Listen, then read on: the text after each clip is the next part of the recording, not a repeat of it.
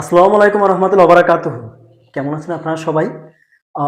যদিও এই প্রশ্নটা আমার করা আজকে উচিত হচ্ছে না, কারণ আপনারা যারা আজকে প্রাইমারি সহকারী শিক্ষক যে পরীক্ষাটা 2025 সালের এই পরীক্ষাটা যারা দিয়েছেন তাদের মধ্যে আজকে আসলে মিশ্র অনুভূতি। কারো পরীক্ষা অনেক বেশি ভালো হয়েছে, কারো পরীক্ষা একেবারেই খারাপ হয়েছে, আবার কারো পরীক্ষা মিডিয়াম হয়েছে। দেখুন, আমি এই প্রাইমারি সহকারী শিক্ষক পরীক্ষা নিয়ে এত কথা বলেছি, এতবার আপনাদের সামনে মহান আল্লাহর ইচ্ছায় আমি এসেছি যে আজকে শেষবারের মতো যেহেতু পরীক্ষাটা শেষ হলো, কিছু কথা বলতে আপনাদের সামনে এসে হাজির হয়েছি। এবং এই কথাগুলো আপনাদের জানা খুবই জরুরি। কারণ আসলে বাস্তবতা কোথায় আপনারা এখন দাঁড়িয়ে আছেন পরীক্ষা দেওয়ার পরে, এটা জানলেই, এটা মানে আমার এই ভিডিওটা দেখলেই আপনারা বুঝতে পারবেন। তো আমি দেরি করব না, দেখেন আমি আসল আলোচনায় যাচ্ছি। তা হচ্ছে নাম্বার 1 হচ্ছে পরীক্ষার প্রশ্ন কি স্যার ফাঁস হয়েছে, এবং যদি ফাঁস হয়ে থাকে তাহলে পরীক্ষা কি স্থগিত হবে কিনা। এটা হচ্ছে আপনাদের সবথেকে এখন জানা সবথেকে বেশি দরকার এটা। দেখুন, বলা হয়েছিল যে পরীক্ষার প্রশ্ন যদি 2টা 59 মিনিটের দিকেও ফাঁস হয় তাহলে পরীক্ষা স্থগিত হবে। কিন্তু পরীক্ষা কিন্তু স্থগিত হয়নি, আপনারা কিন্তু পরীক্ষা দিয়েছেন। তার মানে পরীক্ষা যেহেতু আপনারা পরীক্ষা দিয়েছেন, তার মানে পরীক্ষায় বাতিল বা স্থগিত হওয়ার, স্থগিত তো হবেই না, মানে বাতিল হওয়ার আর কোনো চান্স নেই আর কি। মূলত আমি স্থগিত বলতে পারেন, বাতিলই বোঝাচ্ছে। পরীক্ষা বাতিল হবে না, পরীক্ষা যেটা হয়ে গেছে এটাই শেষ, এরপরে আর কোনো কিছু হবে না। আর প্রশ্ন ফাঁসের কথা যদি বলি, হ্যাঁ প্রশ্ন ফাঁস হয়েছে, আপনারা সবাই জানেন। প্রশ্ন গতকাল রাতেও ফাঁস হয়েছে, এর আগেও ফাঁস হয়েছে, এর আগেও ফাঁস হয়েছে।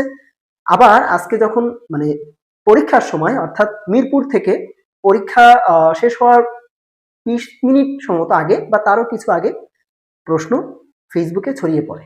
বুঝতে পেরেছেন কিভাবে সম্ভব এগুলা?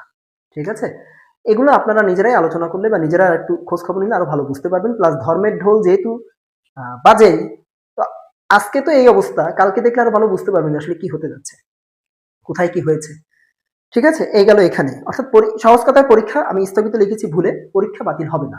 ঠিক আছে, আমাকে একটু মাফ করবেন, আমি স্থগিত ভুলে লিখেছি, পরীক্ষা বাতিল হবে না। ঠিক আছে, পরীক্ষা যেটা হয়েছে এটাই ফাইনাল। এবার আসেন যে স্যার কাটমার্কটা কেমন হতে পারে, আর যেভাবে প্রশ্ন হয়েছে তাতে কি প্রশ্ন সহজ হয়েছে, কঠিন হয়েছে, নাকি মিডিয়াম হয়েছে? দেখুন, প্রশ্ন বলতে পারেন যে 70% সহজ হয়েছে আর 30% কঠিন। তার মানে যারা বিসিএস বা বিভিন্ন ধরনের চাকরি পরীক্ষার মাঝখানে প্রিপারেশন নিচ্ছেন বা পরীক্ষা দিচ্ছেন তাদের কাছে প্রশ্ন খুবই সহজ হয়েছে। আমার নিজ ভাই, ও, আপনারা শুনলে অবাক হবেন, ও 90টার ভিতরে 89টা পেরেছে, একটা পারেনি। তা হচ্ছে এই যে প্রাথমিক শিক্ষা যেটা, অর্থাৎ বাধ্যতামূলক প্রাথমিক শিক্ষা, এটা আইনটা কবে পাশ হয়? এটা 1990 হওয়ার কথা যদি আমি ভুল না হয়, তো ও সেটা 92 সাল দিয়েছে।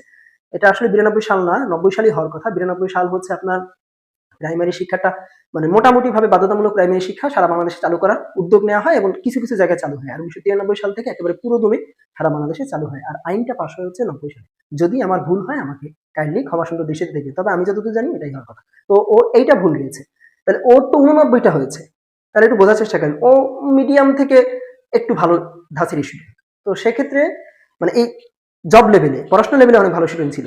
তো সেক্ষেত্রে কিন্তু 89টা হওয়া মানে আমি একটা ধারণা পাচ্ছি, তাতে আপনারা এখানে প্রশ্ন ধরতে পারেন 70% সহজ আর 30% কঠিন। সেই হিসাবে আপনাদের উপজেলাতে কাটমার্ক হচ্ছে 68 থেকে 70, তাতে পদ যে কটাই থাকুক না কেন, আমি সর্বনিম্ন পদ হিসাব ধরে ধরেছি। অর্থাৎ 68 থেকে 70 না পেলে আপনি উপজেলাতে টিকতে পারবেন না। আর সদরে 78 থেকে 80 এবং এর উপরে, এটা না হলে আপনি টিকতে পারবেন না। ঠিক আছে, যেভাবে আমি দেখলাম। এখানে একটা মজার কথা আসবে পরের পয়েন্টে। তা হচ্ছে স্যার 3 নম্বর পয়েন্ট আর কি, 0.25 কাটা যাবে নাকি স্যার 0.50 কাটা যাবে? দেখুন আপনাদের প্রশ্নেই উল্লেখ ছিল। সবচেয়ে মজার বিষয় হচ্ছে এ পর্যন্ত আমরা যে মডেল টেস্টগুলো নিয়েছি, আমি নিয়েছি, অন্যান্য জায়গায় কোচিং থেকে শুরু করে সব জায়গাতে, এমনকি আমি যদি ভুল না বলি গেজেটেও লেখা ছিল যে 2টা মার্ক ভুল গেলে 1 মার্ক মানে কাটা যাবে, 2টা যদি আপনি ভুল করেন 1 মার্ক কাটা যাবে। কিন্তু আজকে পরীক্ষার হলে দেখলাম প্রশ্নে, যে প্রশ্নগুলো আর কি আমি পেয়েছি আর কি নেটে, তা হচ্ছে 4টা ভুল গেলে 1 মার্ক কাটা। কেমন একটা হজাবরলা হয়ে গেল না এটা বিষয়টা? যারা ওইটা খেয়ালই করে নাই, তারা তো ওই মানে 2টা ভুলে 1 মার্ক কাটা হিসাব করে পরীক্ষা দিতে যে তারা অনেক সময় দাগায়ও নাই। যেটা লেখা ছিল সিলেবাসে বা যে সার্কুলারে লেখা ছিল যে 2টা ভুল গেলে 1 মার্ক কাটা, সেটাকে তারা চেঞ্জ করে কেন এটা করলো? এ তো অতিরিক্ত মাতব্বরি হয়ে গেল, তাই না? এটা তো করা তাদের উচিত হয়নি। বুঝতে পেরেছেন? গেল এটা। তো সেক্ষেত্রে 0.25 কাটা যাচ্ছে আপনাদের প্রত্যেকটা ভুল মার্কের জন্য, মানে ভুল দাগানোর জন্য আর কি। এটাই ফাইনাল। এবার আসেন যে স্যার যারা বেশি পাইছে তাদের কি আদৌ কোনো সমস্যা আছে? আমার কাছে মনে হলো যে এই ধরনের প্রশ্ন আপনাদের কাছ থেকে আসতে পারে, তাই আমি এই প্রশ্নটা আমি নিজেই তৈরি করেছি। দেখুন, যেহেতু পরীক্ষার প্রশ্ন ফাঁস হয়েছে, এখন মজার বিষয় হচ্ছে কি, ডিপিই যদি এটা চিন্তা করে যে প্রশ্ন যেহেতু ফাঁস হয়েছে, তাহলে একটা কাজ করি, যেগুলো বেশি পাচ্ছে না, ওরা মনে হয় প্রশ্ন মানে মানে কিনছে, অর্থাৎ ওরা আগে থাকতেই প্রশ্ন পাইছে, এই জন্য তারা বেশি পাইছে বলে ওদেরকে নিব না, মিডিয়াম যারা পাচ্ছে তাদেরকে নিব। এই যদি হয়, তাহলে আবার ওই যারা ৮০ উপরের থেকে ৯০-এর মধ্যে পাচ্ছে, যেমন আমার ভাই ৮৯টা হয়েছে তার, আমি সেখানে ৮৫ ধরলাম, তো সেক্ষেত্রে এদেরকে না নেওয়ার সম্ভাবনা থাকতে পারে। বুঝতে পেরেছেন কি একটা মজার কাহিনী? অর্থাৎ সেক্ষেত্রে মিডিয়াম রেঞ্জ কারা, আর ভালোর মধ্যে মিডিয়াম রেঞ্জ কারা, তাদের ৭০ থেকে ৭৫-এর মধ্যে যারা পাচ্ছে, এরা হচ্ছে মিডিয়াম রেঞ্জ, বা ধরেন ৮০-এর মধ্যে যারা পাচ্ছে, ৮০-এর উপরে গেলেই তাদেরকে তারা মনে করতে পারে নিব না। এটাও কিন্তু হতে পারে। আমি এটা জাস্ট কথার কথা বললাম, আপনারা আমার ভিডিওটা জেনে বুঝে এই জিনিসটা পরে মাথায় খেলায়েন যে এটা হতে পারে, যেহেতু পরীক্ষা কিন্তু বাতিল হচ্ছে না, তারা কিন্তু এটা চিন্তা করে ডিপি এইভাবে মানে সৎ থাকতে, যে তারা যদি মনে করে তারা সৎ থাকবে, এটাও করতে পারে। ঠিক আছে, তো সেই হিসেবে যদি সেইটা হয়, তাহলে আবার ওই কাটমার্ক কিন্তু আরো কমতে শুরু করবে। বুঝতে পেরেছেন? দেখা যাক আসলে কি হয়। আমার মনে হলো এটা হতে পারে, তাই আমি আপনাদের এটা বললাম। এবার আসেন, তা হচ্ছে আজকে শেষ যে বিষয়টা, তা হচ্ছে নাম্বার ৫, তা হচ্ছে যে ভাইবাটা স্যার তাহলে কবে হবে, রেজাল্ট কবে দিবে, আর ভাইবা কবে হবে? দেখুন, আপনাদের রেজাল্ট সপ্তাহখানেকের মধ্যেই পেয়ে যাবে, তার আগেই দিয়ে দেওয়ার কথা। বুঝতে পেরেছেন? আর আপনাদের ভাইবা হবে, যদি ভুল না বলি, এই ২০ তারিখের থেকেই শুরু হতে পারে, অথবা ২০ তারিখের একটু পর পরে শুরু হতে পারে, অর্থাৎ এই মাসের ভিতরেই মানে কমপ্লিট করার চেষ্টা করবে তারা। বুঝতে পেরেছেন? আর এই ভাইবার জন্য আপনাদের এই পর্যন্ত যত সার্টিফিকেট বলেন বা যত কাগজপাতি বলেন, চেয়ারম্যান সার্টিফিকেট থেকে শুরু করে এনআইডি মানে সত্যায়িত কপি থেকে শুরু করে সবকিছু আপনারা নিবেন। প্লাস আপনাদের যে রেজাল্ট কপিটা আসবে না, ওই রেজাল্ট কপিটা আপনারা নিবেন এবং ওখানে আপনার রোল নাম্বারটা দাগাই দিবেন। এগুলো কিন্তু সবকিছু আপনাদেরকে ছবি সহ, সত্যায়িত ছবি সহ আরো অনেক কিছু বলে দিবে তারা। এগুলো নিয়ে আপনাদেরকে ডিপিও অফিসে জমা দিতে হবে। বুঝতে পেরেছেন? এবং জমা দেওয়ার পরে ওখান থেকে আপনাকে সবকিছু চেক করা হবে।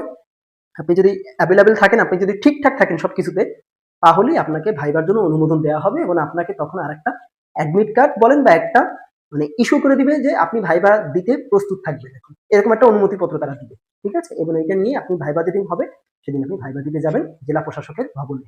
বুঝতে পেরেছেন? এইটাই হচ্ছে নিয়ম। তো আমি আমার এই জায়গা থেকে চেষ্টা করেছি আপনাদের এই প্রশ্নগুলোর উত্তর দেওয়ার।